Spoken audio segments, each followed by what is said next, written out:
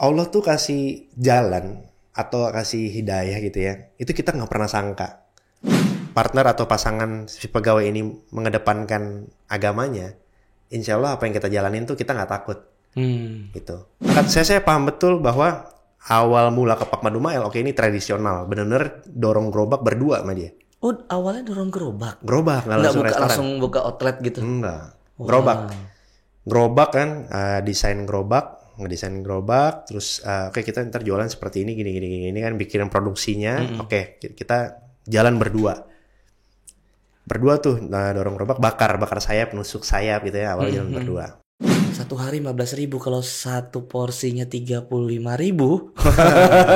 Hitung sendiri tuh. Selamat datang di Rukun Podcast.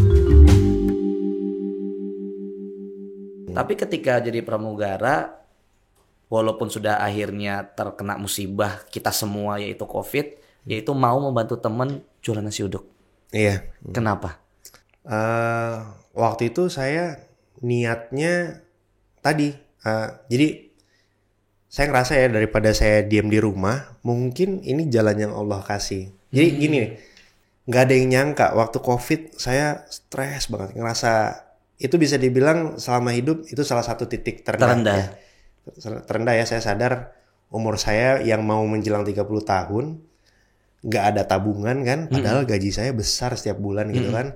Selama ini kemana aja gitu ya, karena jujur saya konsumtif juga, maksudnya masih ada sisi konsumtif juga pada saat jadi pramugara.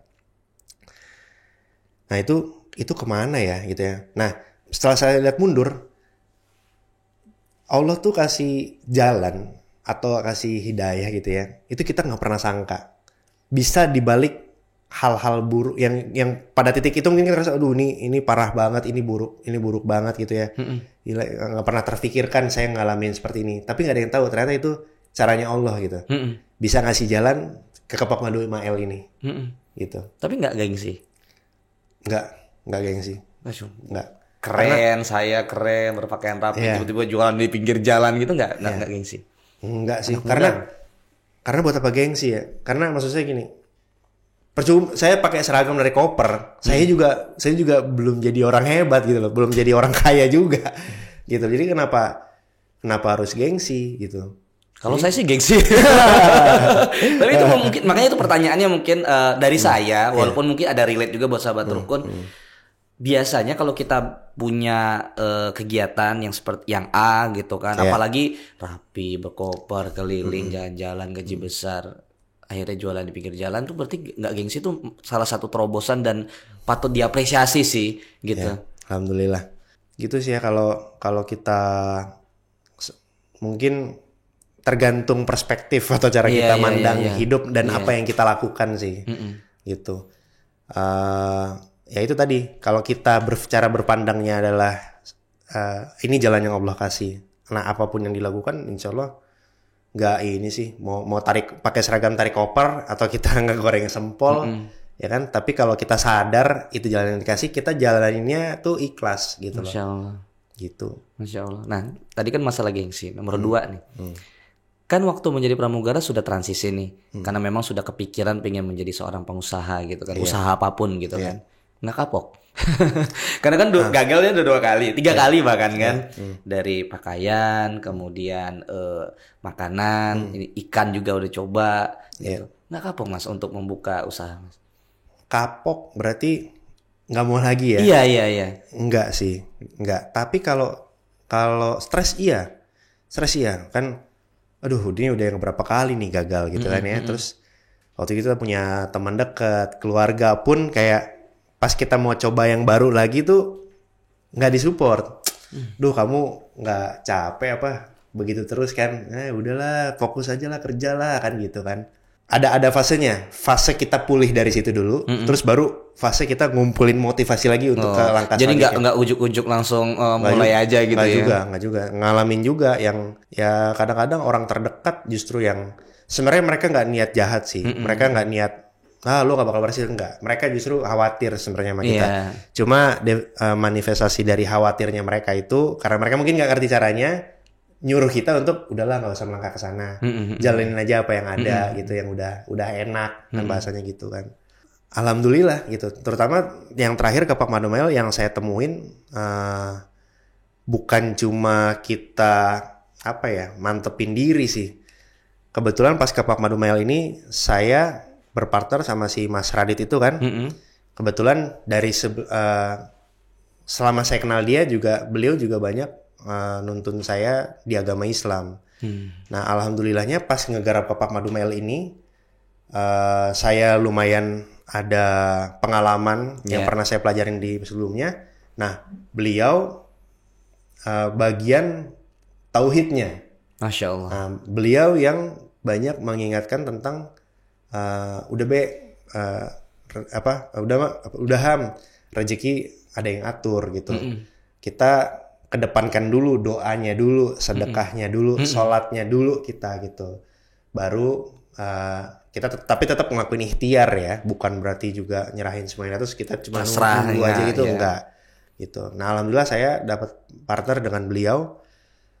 Itu juga salah satu yang karena ke Pak Madumail ini juga nggak langsung kita jualan langsung rame juga, nggak banyak juga lika-liku yang kita hadapin kan. Nah tapi yang saya ngerasa beruntungnya berpartner dengan beliau kali ini saya ngalamin lika-liku bisa dibilang jarang atau sedikit lah ngalamin yang namanya stres gitu karena kalau kita ngejalanin usaha dengan yang mengutamakan syariat Islamnya ya sebenarnya sih nggak usaha aja sih dalam segala aspek kehidupan ya kalau kita utamain Allah dulu insya Allah kita diterjang masalah kayak gimana nggak stres nggak gampang goyang gitu gitu ngadu mah ngadu ya wajib harus ngadu ada masalah ngadu gitu tapi selepas tadi ya Mas Kemes bilang setelah ngelakuin ritual itu jiwa kita tuh kayak ngerasa tenang nggak takut ngadepin masalah gitu karena udah tahu udah punya keyakinan kita usaha nih ke A ya kita gagal di A ya udah kita menyesuaikan diri dan melihat oke, kita udah usaha gagal mungkin maksud Allah bukan di sini gitu. Oke, kita coba nyari-nyari ikhtiar lagi kan. Oh, mungkin jalan yang ini gitu. Akhirnya ya itu ketemulah jalannya. Mungkin jadi intinya gini sih maksudnya. Kadang-kadang kita intinya harus mengedepankan tauhid dulu, Allah dulu gitu ya. Baru kita ikhtiar. Begitu tidak berjalan sesuai rencana, kita menyesuaikan diri lagi. Menganggap bahwa ini ternyata bukan yang Allah mau. Oke, kita lihat opsi yang lain kita jalankan. Oh, ternyata ini Allah mau gitu. Harus punya harus punya pemikiran kayak gitu sih. Karena kalau kita hanya berfokus dengan keinginan kita, jadinya stres sendiri kalau nggak tercapai. Gitu.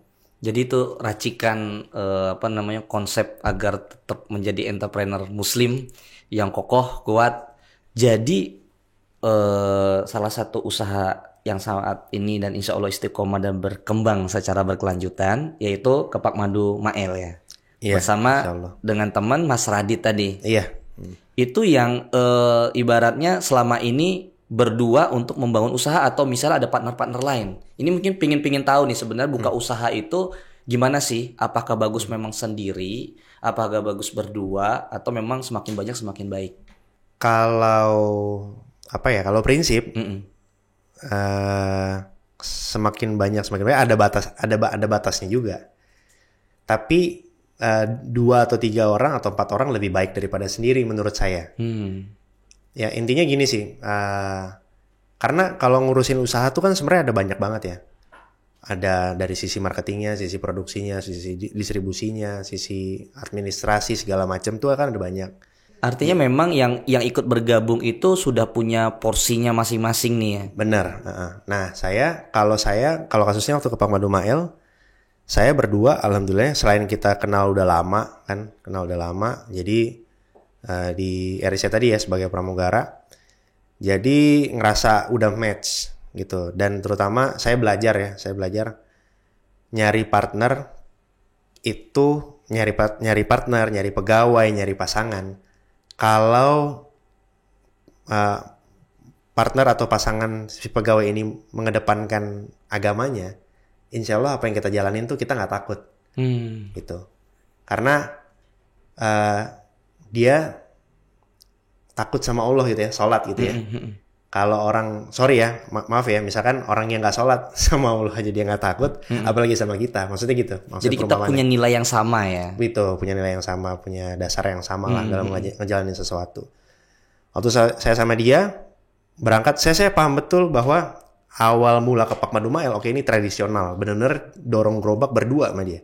Oh awalnya dorong gerobak? Gerobak, nggak langsung restoran. Langsung buka outlet gitu? Enggak, gerobak kan, ngedesain gerobak, terus oke kita ntar jualan seperti ini, gini kan, bikin produksinya, oke kita jalan berdua tuh, dorong gerobak, bakar sayap, nusuk sayap gitu ya, awalnya jalan berdua. Nah awalnya nggak langsung viral.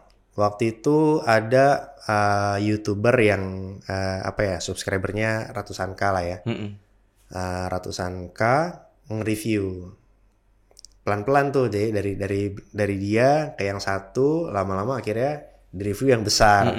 Ya, dan itu terus domino akhirnya. Dari sisi profit kita pelan-pelan profit. Oke. Kalau ini berkembang, berarti nanti tanggung jawab kita pun juga berkembang. Betul. Menuntut kita juga harus berkembang, memegang tanggung jawab dan menuntut ilmu. Ya. Nah, tapi masalahnya selalu kan dilemanya gini, kita udah bisa belum gaji pegawai, gitu kan ya.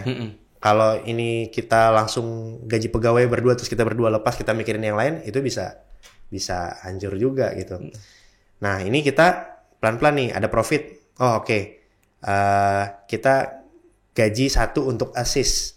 Oke. Gitu ya, untuk assist. Jadi ya. bertahap nih ya, sesuai benar-benar kebutuhan banget nih. Benar-benar kayak gitu banget. Assist. Jadi intinya masih kita berdua, ada 1 yang assist. Jadi kita nggak terlalu capek kan. Nah lama-lama udah ada profit lagi. Oke, dia jadikan karyawan yang sepenuhnya gitu ya. Masuk 1. Nah sekarang saya berdua nih. Jadi saya atau Radit bisa ganti-gantian keluar. Kenapa pentingnya dari salah satu kita itu tidak terjebak sebagai pedagang? Karena harus mikirin hal-hal yang strategis, yang visioner gitu. Nah, jadi begitu ada 1 pegawai yang in charge full, saya sama Radit ganti-gantian. Oke, hari ini yang jualan saya dulu sama pegawai. Tetap dibimbing, tetap diliatin ya. Iya, tetap dibimbing. Nah, salah satu dari kami yang keluar tidak berdagang itu mikirin tadi kayak ini kita harus bikin rencana begini nih. Kita harus daftarkan haki. Kita harus bikin planning untuk di-franchise-kan gitu-gitu kan. Waktu gerobak itu sudah memikirkan haki dan memikirkan franchise gitu? Ya, sebelum kita viral kita udah urus haki ya. Ya. Masya Allah. Sebelum kita viral kita udah urus haki. Kita udah urus haki dulu. Setelah viral baru kan tawaran banyak franchise gitu kan ya. Nah, tetap kita sabar-sabar. Ini kita nggak bisa langsung iain dulu nih, sistem kita belum matang gitu kan. Nah ini sambil ada profit, oke kita bisa rekrut pegawai lagi. Sekarang udah ada 2 pegawai nih. Belum saya lepas. Saya bertindak sebagai leader in charge. Gitu. Sama saya ganti-gantian lagi sama dia. Ya. Jadi pada saat saya in charge di outlet itu di gerobak, yang aktifnya 2 ini saya ngasih arahan dan instruksi ke mereka gitu ya, atau Mas Radit. Nah sebaliknya kita sama dia sama mempersiapkan hal-hal strategis atau rencana-rencana jangka panjang lah. Tuh, ntar ada profit lagi, bisa sekarang bisa nih. Yang 2 tadi yang paling pertama masuk kita angkat jadi leader, kita masukin 1 lagi. Nah pas ini udah 3, saya sama dia udah benar-benar di luar. Tapi masih konsep street food ya, 1 gerobak ini. Tuh, waktu itu kita udah mulai sibuk, ketemu orang yang mau franchise, kita survei lokasi segala macem. Gitu. Nah itu berangkat dari itu, alhamdulillah waktu itu kita buka cabang franchise itu bahkan udah bukan kita lagi yang buka, tapi leader kita yang pertama ini mulai dari setup sampai opening outlet dia bisa ngelakuin. Tuh, jadi gimana ya, kita intinya sih gini sih, kalau kasus ini ya pesannya adalah jangan sampai terjebak jadi bisnis operator atau bisnis manager gitu ya. Jadi bisnis ini nggak akan jalan kalau nggak ada kita di situ. Jangan terjebak di situ gitu. Karena kalau kita terjebak di situ, gimana kita mau terima tawaran franchise, ada undangan misalkan diundang ke TV gitu kan. siapa yang mau maju kan kalau bukan kita kan. Iya, karena pengembangan itu tuh penting kalau misalnya kita bisa bergerak kemana aja ya. Benar, itu yang sebenarnya yang dibutuhin gitu. Kalau kita terlibat di situ terus nggak bisa berkembang kita. Iya. Itu maksudnya jangan terjebak jadi bisnis operator atau bisnis manager. Ya, tentunya hal ini harus disadari pada seiring berkembangnya si usaha tersebut.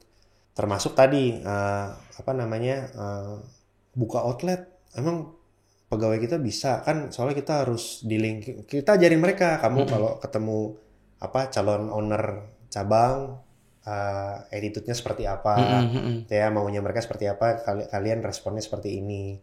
Nanti yang training pegawainya dia itu kamu gitu, kita ajarin mereka. Jadi itu nggak khawatir nanti udah diajarin habis itu cabut buat sendiri? Kita ajarin, jadi pegawai yang kita rekrut itu yang udah kita percaya dulu. Yang bisa kita angkat leader dan kita bisa turunkan ilmu di kapasitas seperti itu. Filterisasinya ya. Nah, itu di awal. Jadi yang tadi saya bilang pas kita lagi berdua kita nyari pegawai. Nyari pegawai 1 terus sampai dapat 3 itu proses. Nanti dapat 1, oh ini nggak bagus kerjanya, oh ini nggak bisa dipercaya gitu ya. Mereka keluar atau misalkan kita keluarin gitu, kita berhentikan. Tuh. Nah, jadi turnover tingginya tuh di awal. Setelah dapat yang inti ini, nah yang inti ini insya Allah bisa kita percaya. Itu untuk kita tadi turunkan kapasitas atau knowledge kayak tadi itu. Gitu. Dan itu berlaku sampai sekarang. Masya Allah. Jadi memang secara manajemen sudah diciptakan, sudah dibentuk, sudah budayanya sudah sesuai dengan nilai para pendirinya ya lah, Mas Radit sama Mas Ilham. Sehingga akhirnya bisa mengembangkan kemana-mana, bisa ketemu siapa-siapa dan usaha sendiri itu bisa berjalan dengan lancar ya. Iya. 14 toko ya. 14 cabang ya. Iya, 14. 1.200 sempet ya nyentuh 1.200 ya. Itu satu outlet ya. Satu outlet? Iya. Artinya kalau misalnya sekitar 14 itu berapa sehari? Kalau 14 digabung ya anggaplah berarti berapa ya? 14.000 sayap berarti ya. 14.000. Iya. Wow. Bisa sampai kayak gitu. Satu hari 15.000, kalau satu porsinya 35.000. Hitung sendiri itu. Artinya saya tidak bisa menghitung. Luar biasa, Masya Allah. Masya Allah. Jadi memang untuk menjadi pengusaha itu harus benar-benar berdarah-darah ya. Iya. Ya, harus benar-benar berjuang banget gitu kan. Ada teman-teman yang wah enak ya Mas Ilham ya sekarang ya. Nah, ya mungkin ini buah ini hasil yang Allah kasih atas usaha saya yang maksudnya sebelumnya kan gitu ya. Maksudnya kan berangkat dari tadi lah, dari kalau kita bicara kegagalan ya untuk teman-teman ya itulah proses akhirnya kita menuai buahnya gitu loh. Jadi kalau gagal tuh jangan gampang sedih, jangan gampang stres gitu. Cepat move on lah gitu, cepat bangkit lagi lah, karena insya Allah itu jadi bekal di masa depan nanti. Yang kita nggak tahu kapan Allah kasih jalannya kan. Dan tapi bumbu rahasianya kan ternyata kita semua nih sahabat rukun kalau mau buka usaha tuh memang ya secara nilai dan fondasi secara mental, pengetahuan entrepreneurship dan segala macam, tapi juga mental kita sebagai seorang muslim itu harus benar-benar diresapin ya. Artinya ketika kita stres, pada titik terendah, ngedown, kita ini memang usahanya untuk apa ya. Karena kan tadi kan ibadah nggak hanya berupa spiritualitas dan ritualnya gitu kan, tapi ya muamalah itu juga bagian dari ibadah gitu kan. Betul. Kita berdagang, mengikuti sunnah Nabi ya. Insya Allah. Itu sih sebenarnya itu bumbu banget sih, karena kan kita namanya usaha, namanya melakukan duniawi ini kan, kadang ngedown, titik terendah segala macam. Apa nih motivasinya ya? Insya Allah. Ini rencana kedepannya dari Kepak Madu Mail seperti apa? Kita sempat berkembang dengan sistem franchise ya waktu itu, tapi sekarang sudah tidak seperti itu lagi. Jadi sekarang kami fokus dengan mengembangkan outlet, tetap bisa berpartnership untuk orang lain, tapi dengan sistem investasi. Jadi mereka investkan, kami yang kelola. Gitu, sudah tidak bisa franchise lagi. Lalu kami berkembang dengan sebagai jasa menyediakan menyediakan jasa F&B ya, dengan produk utamanya tentunya Kepak Madu ini, makanan khas Malaysia dan sekitarnya, dan juga pilihan menu-menu lain yang nyaman atau comfort untuk family, keluarga. Nah, baik konsep outletnya itu ya tergantung situasi. Ada yang resto, ada yang mungkin tetap street food. Itu tergantung kebutuhan lah, tergantung pasar yang kita lihat. Gitu. Kalau ngelihat dari potensi sekarang setelah bangkit dari COVID, walaupun sekarang masih kita merasakan ya ujian ini ya, potensinya tuh besar nggak untuk usaha F&B? Ini alasan kenapa saya milih bisnis F&B ya. Dulu saya akhirnya milih untuk saya mau belajar tapi bisnis F&B aja. Karena bisnis F&B itu frekuensinya tinggi. Kan maksudnya kan orang kan makan kan kebutuhan makan itu kan setiap hari kan, sehari 3 kali kan. Jadi maksud saya dengan frekuensi yang tinggi itu trial error tuh tinggi dan kita banyak belajar.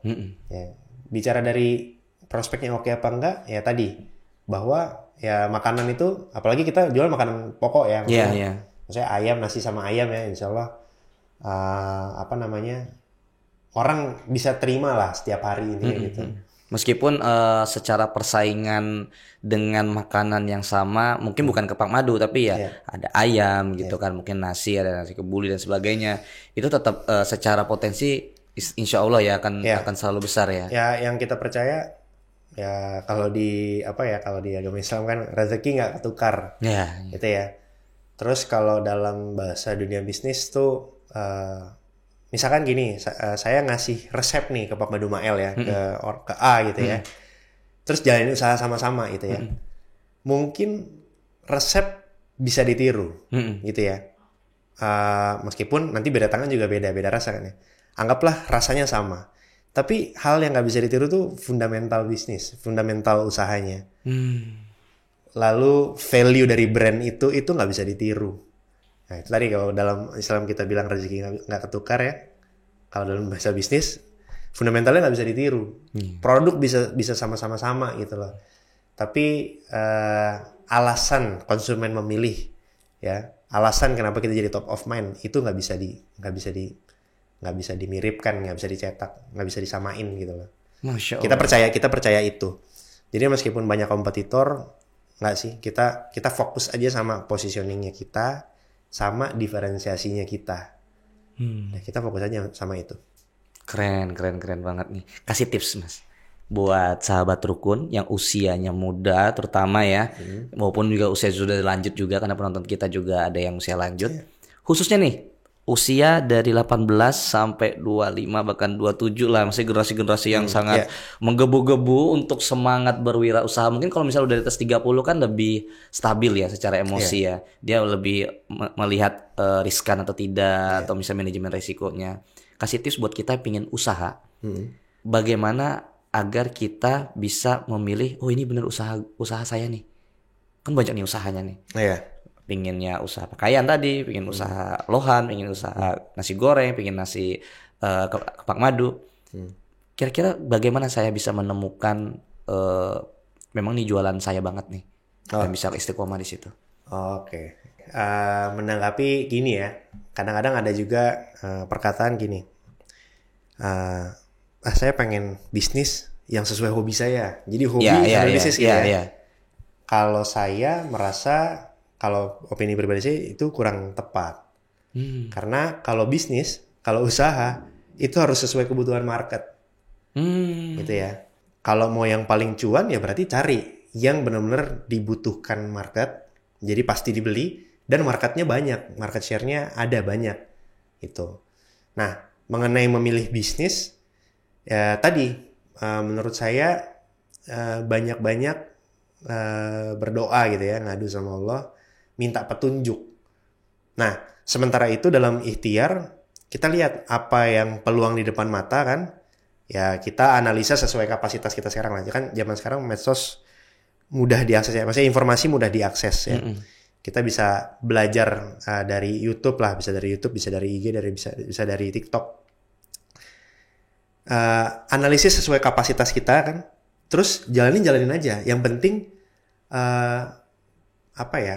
punya visi besar boleh, tapi punya mental yang tangguh juga kalau jatuh, dan bisa melihat perspektif, oh ini saya belajar gitu. Dan kalau baru usaha di awal itu jangan naif gitu. Kayak tadi saya bilang, punya semangat boleh, tapi harus anggap ini saya lagi belajar. Oke. Nah, maka dari itu kalau belajar jangan sampai, menurut saya, jangan sampai ngeluarin kos-kos yang modal yang tinggi gitu. Kayak contohnya saya dulu pernah ada orang bilang kalau usaha mah sembako aja yang udah pasti gitu ya. Nah, saya ngejalanin. Saya ngejalanin saya nggak mau kata orang gitu ya. Saya jalanin sendiri terus akhirnya saya menilai, oke, kalau sembako itu kan komoditas, pasti profitnya tipis. Jadi harus main quantity. Belum lagi nanti lawan pesaing-pesaing kan. Ya kembali lagi, yang penting kita kenali, ini masalahnya ini, kita pribadi bisa handle nggak? Iya. Kalau bisa handle, ini sesuai feel saya nih, saya orangnya jago jualan, saya bisa, silakan. Yang penting kenali profitnya apa, benefitnya apa, masalahnya apa, kalian bisa tanganin nggak masalah tersebut. Kalau ngerasa kayak tadi saya bilang kan, saya nggak bisa nih main barang komunitas. Saya main yang sedang-sedang saja lah gitu. Misalnya saya nggak, maksudnya sedang adalah kalau komunitas kan soalnya profitnya kecil kan, tipis gitu. Jadi tidak harus sesuai dengan hobi, sesuai dengan kemauan, tapi justru lihat marketnya ya. Betul. Ya, lihat kalau potensinya ya. Kalau mau cuan lihat potensinya, kan? Habis itu lihat market share-nya gitu. Syukur-syukur memang sesuai dengan passionnya, sesuai dengan hobinya gitu ya. Iya. Masya Allah, keren banget ini. Ini jadi menggebu-gebu juga nih, kayaknya kita perlu edisi lanjutan nih ngobrol soal bisnis ya. Masya Allah, tapi waktunya terbatas dan saya juga pengen nyobain sebenarnya ini gimana rasanya nih ya. Buat sahabat rukun yang pingin nyobain, boleh langsung kunjungin aja ya ke outletnya di 14 outlet itu ya. Di Jakarta di mana, Mas? Kalau di Jakarta ada di Meruya dekat Universitas Mercu Buana. Wah. Ada juga di Citra 6 Kalideres. Bogor, saya kan orang Bogor nih. Bogor ada 2. Ada 2 Ada di Sukahati sama di Lodaya. Oke, Sukahati memang lagi rame-rame tempatnya itu ya untuk usaha ya. Iya. Masya Allah tuh buat sahabat rukun boleh itu dipantengin, datengin aja ke sana, cobain gitu kan. Biar rasa mal-nya 2 singgi. Terima kasih Mas Ilham. Siap, sama-sama. Ilmunya, sharingnya nih daging banget ilmunya, Masya Allah. Terutama bagi seorang yang pernah menjadi seorang mu'alaf ya. Luar biasa. Ini menjadi sharing yang insya Allah bisa bermanfaat bagi orang banyak ya. Karena memang tujuan dari podcast ini kan kebermanfaatan gitu ya. Masya Allah. Buat sahabat rukun, terima kasih sudah menonton sampai sejauh ini. Insya Allah ilmunya bisa kita serap dan kita bisa jadikan inspirasi. Jangan lupa untuk subscribe tentunya channel kita agar kita semangat mengundang narasumber-narasumber yang cerdas, keren dan inspiratif. Dan jangan lupa juga untuk di like, komen dan di share. Buat sahabat rukun yang lapar, yang penasaran gimana sih Kepak Madu Mail itu, boleh langsung kunjungin. Kita juga kasih deskripsi sama sosial medianya, bisa di review dulu sebelum bisa datang, biar sahabat rukun nggak penasaran lagi nih rasanya. Insya Allah sih recommended banget ya. Insya Allah. Terima kasih Mas Ilham. Sama-sama, sahabat rukun. Wassalamualaikum warahmatullahi wabarakatuh. Waalaikumsalam warahmatullahi wabarakatuh. Selamat datang di Rukun Podcast.